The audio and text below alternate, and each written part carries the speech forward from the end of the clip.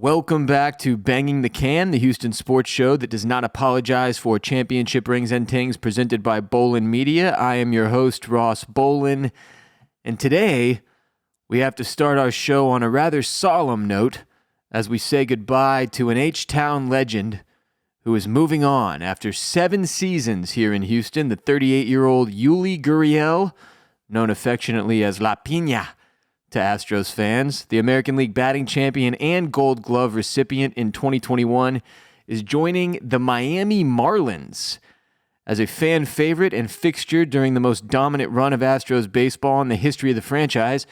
Yuli was one of only 5 players to be with our Astros for both World Series title runs in 2017 and 2022, along with Altuve, Bregman, LMJ, and Verlander.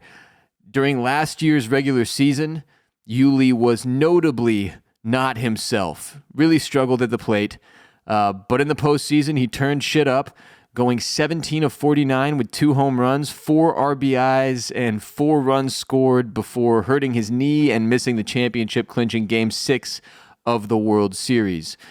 Yuli's 48 consecutive plate appearances without a strikeout in the 2022 postseason tied for the 4th longest such stretch in American League and National League history. Now, we all knew when we signed Jose Abreu last November, the realist among us, anyway, knew that it might be time to say goodbye to La Piña, as it seemed pretty unlikely that Jim Crane would bring him back. It just didn't really make strategic sense. As much as we all love him, this is something we have been sort of talking about being an inevitability since that day.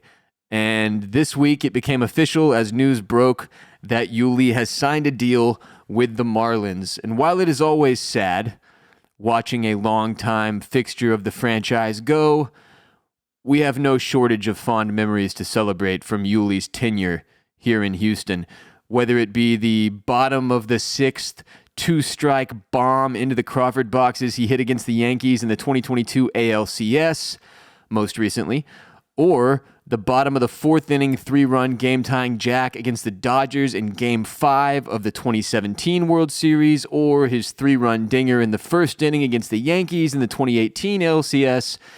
Yuli came through with some of the most clutch hits in the history of Astros baseball.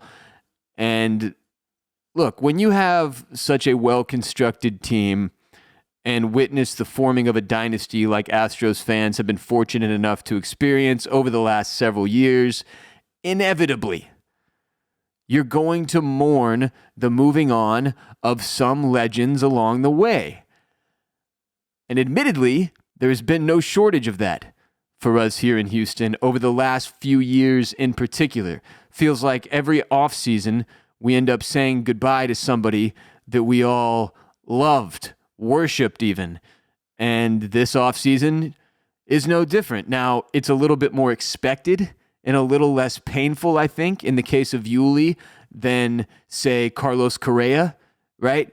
Because Yuli's been here for 7 years, great stretch, one of only a handful of guys who got to experience both championship runs, and a guy who's a little bit older, right? He's 38 years old, famously defected from Cuba, and is like a god in Cuba, apparently. He's like a not just a baseball god, like a celebrity god over there in Cuba, who is responsible for helping us bring in a ton of Cuban talent over the years in Houston. And I mean, we should always be thankful that we got to see Yuli get 2 rings, of course, but maybe even more so that we got to see him get his flowers in 2021 when he became the oldest batting champion since Barry Bonds in 2002 and just the second-born Cuban player to win a batting title since Tony Oliva in 1971. So now we say farewell to Yuli Gurriel, one of the most colorful and hilarious personalities we've had the pleasure of watching during the winningest era in the history of Astros baseball. We wish him well in the twilight of his career. Today's episode is brought to you by Hemp Hop at hemphop.co. Hemp Hop initially started as a delivery service to get the finest hemp products directly to the people that need them most. They quickly became a manufacturer, and today, 4 years later, are fully vertically integrated with cultivation and processing. They have an incredible selection, whether you're looking to elevate your vibes or just relax and not get stoned. Hemp Hop has what you're looking for. They carry a huge variety of vape carts, types, and flavors, with live resin vapes being the top seller by far. I've been enjoying one of these on a pretty much nightly basis for the last several weeks. They're awesome. They don't get you stoned. They keep you focused, but help you relax. Really, really enjoying the live resin vapes from Hemp Hop, but they've got full spectrum vapes and Delta 8 vapes as well that are also extremely popular and effective options available in half gram and full gram sizes. Plus, they have edibles, some of which you can see in front of me if you're watching on YouTube. Hemp Hop's proprietary gummies and Belgian chocolates, which are actually outselling their smokable products every single day, are phenomenal. People obviously love edibles as a discreet and effective option for ingesting cannabinoids, and Hemp Hop is here to provide only the highest quality edibles for you, the can bangers, their beloved customers. Hemp Hop also carries the highest quality, cleanest grown hemp flower available anywhere for the smokers out there. They don't put anything out that they wouldn't eat or smoke themselves, which is exactly why I'm so stoked to have them on board as a sponsor of Banging the Can. They carry topicals, tinctures, capsules. They've got bath bombs. They've got dog treats. They've got everything you need. Hemp Hop offers shipping worldwide anywhere hemp is legal, with customers in every single U.S. state and all throughout Europe as well. And for you can bangers who are of age, 21 or older, Hemp Hop is providing a 10% off discount when you use the code BTC at checkout on hemphop.co. But if you place an order of $200 or more, you can use the code BTC20 and you'll get 20% off your order. Just go to HEMPHOP, hemphop.co. If you're watching on YouTube, you can see the sign above me, hemphop.co. Use code BTC for 10% off or code BTC20 for 20% off your order of $200 or more. That's hemphop.co. Now, as I speak, the number one ranked University of Houston men's basketball team is opening their 2022-2023 postseason in the American Athletic Conference Championship quarterfinals against East Carolina. They were up last time I checked, but they've won their last 10 games heading into the postseason. And the Cougs are officially the only undefeated team in non-home games in the nation this season, having posted an 11-0 record in road games with a 2-0 mark in neutral site games. Really, really impressive stuff from the Houston Cougars. And while I am admittedly not a big college basketball guy, as I have spoken to in the past, I went to Texas State University. Sports were not our strong suit.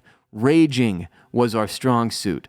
And as such, I kind of like it. I enjoy college sports, but mostly for the gambling side of it, which is why I'm so stoked to root for the Cougs this year in March Madness. It's like even a little bit more personal for me than just rooting for my money, rooting for a team that I know so many people in my city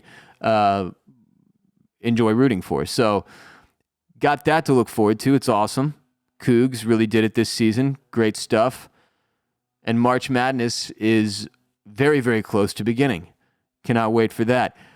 In Rockets news, Jabari Smith Jr., had what was probably his best game in a Rockets jersey in our most recent loss, which makes it kind of a win-win, in my opinion, because we want to be losing, and we want to see our players improving. This is like one of the only games this season where we've gotten a little bit of both. In our most recent loss against the Indiana Pacers, Jabari went off. He had 30 points on 10 of 19 shooting. He grabbed 12 boards to go with the 30-piece. And look, it's been a fairly disappointing season so far, minus a couple of bright spots, but very few and far between in terms of brightness for Jabari. It has not been great, but it finally seems he is picking up steam on the tail end of, his first NBA season ever. Remember, he's a rookie. And I know all of us wanted to see some of our younger guys do better than they have this season and grow a little more than they have this season, like Jalen Green included, obviously. Jabari being the other, I think, of the if you had to pick two names that you're like, well, I wish these guys had done more, it's Jalen Green and Jabari Smith Jr. Alperen Şengün has been solid. Not a whole lot of, overall improvement to his game, but he's gotten more consistent in his game. and he's started to, I think, figure out how to work the minutes a little bit more in terms of his playing time that he is getting, which he is getting more of this season than he did last season, which is what we wanted to see. So down the stretch here, it really becomes about two things: making sure that we stay, preferably in that dead last spot, because just like with the Texans season, if we're going to suck ass and have to go through this nightmare, I would prefer we get dead fucking last. In the NBA, it doesn't make all that much of a difference as long as you're one of the last three teams, because you maintain the same percentage chance at the number one pick in the lottery. I think it's 14%. But yeah, we're still at a league worst 15-51, the Rockets. A game and a half back of the San Antonio Spurs as we head down the home stretch of the Pray for Victor sweepstakes here. And I do not want to see Victor Wembanyama on the San Antonio Spurs being coached by Greg Popovich for the next 15 years, making things a living hell for us in our division and our conference. I don't need that. I do not want that. I want him in Houston. That would be great. If we can get Victor, who you should be praying for, and we can sign Harden in the offseason, which I know some of you are very strongly against, I do not care. We will have a fun team to watch next year. We're still not going to win that many games, I don't think, but we might double the amount of games we win. Granted, that's not saying all that much, but I'm still sweating this out with all of you who are hardcore Rockets fans, because first of all, you just never know what's going to happen with the fucking lottery. 14% is not exactly the greatest odds. But second of all, I'm really concerned that Victor's going to end up a San Antonio Spur, and that's going to make me extremely miserable for an extended period of time, which I just do not fucking frankly need, because we've already got the Texans to deal with in terms of misery. And speaking of the Texans, nearly a year after we dealt Deshaun Watson to the Cleveland Browns, the Texans are being penalized for a violation that occurred during his tenure here. Just when you thought this franchise had turned the corner, that things were going to be different now, and they are, I still believe that, we're still having to deal with this bullshit from the past. The NFL announced Wednesday that the Texans will forfeit their fifth-round pick this season, or this upcoming NFL draft, the 2023 fifth-round pick, in addition to paying a $175,000 fine for a salary cap violation that occurred in 2020. It's a reporting violation. Essentially, I'll get to it. They provided Deshaun, with, quote, an undisclosed compensation in the form of a membership at an alternative athletic facility. So it sounds like they paid for a membership to the Houstonian for him, and then they didn't do the books correctly. In a statement, the Texans accepted the NFL's punishment, saying, quote, during the 2020 league year, and while its facilities were closed because of the COVID-19 pandemic, the club absorbed $26,777 in costs for player benefits for the use of alternate athletic facilities, which it understands should have been charged instead to player salaries. So it sounds like an accounting error during the COVID crisis, at 2020 was kind of the height of it. When our facilities were closed, they paid for Deshaun to be a member at some club, it doesn't disclose which one, and have access to workout equipment and shit. And hopefully, fingers crossed, no massages took place there. But, it sounds like it wasn't exactly the team trying to find a loophole so much as making a dumbass accounting mistake, which is crazy because initially the league was actually attempting to fine the Texans $250,000. That's $250,000. It seems like a lot of money. The team appealed. They got it lowered. But yeah, God, please, let this be the last time that we have to talk about Deshaun Watson. I would like to keep his name out of my mouth, if at all possible. Please. That'll do it for today's show. Good luck to the Houston Cougars. Remember, every episode of Banging the Can is available on youtube.com/@bangingthecan for those of you who would rather watch than just listen. youtube.com/@bangingthecan. And frankly, even if you don't care to watch, I would appreciate it if you would subscribe take the time. It helps the show. It helps us grow. On that note, please share the most unapologetic Houston sports show in existence with your friends and family. Support our sponsors. This week's sponsor, Hemp Hop. If you're 21 or older, head to hemphop.co today. Use code BTC at checkout for 10% off. BTC20 if you spend $200 or more to get 20% off. Check out my media startup, Bolin Media, at bolinmedia.com. My comedy show, The Ross Bolin Podcast, wherever you consume Banging the Can. Follow us on TikTok at Banging the Can, on Instagram at Banging the Can, on Twitter at Banging the Can. We appreciate all of that. Last thing I'll say on the way out, for those of you who have stuck around through the announcements, I appreciate you. It was a lot of fun watching Jose Altuve play against the Astros in a Venezuela jersey. That was very weird. Not something we've ever gotten to experience before, and maybe something we might not ever get to experience again. Of course, he opened up the game with a leadoff hit on the first pitch. If you didn't see that coming, I don't know what the fuck you've been watching during the course of Altuve's career. Spring training has been fun. The World Baseball Classic should be a lot of fun to watch as well. I completely forgot that was even happening until we suddenly were playing Altuve. And yeah, a lot of sports stuff coming up.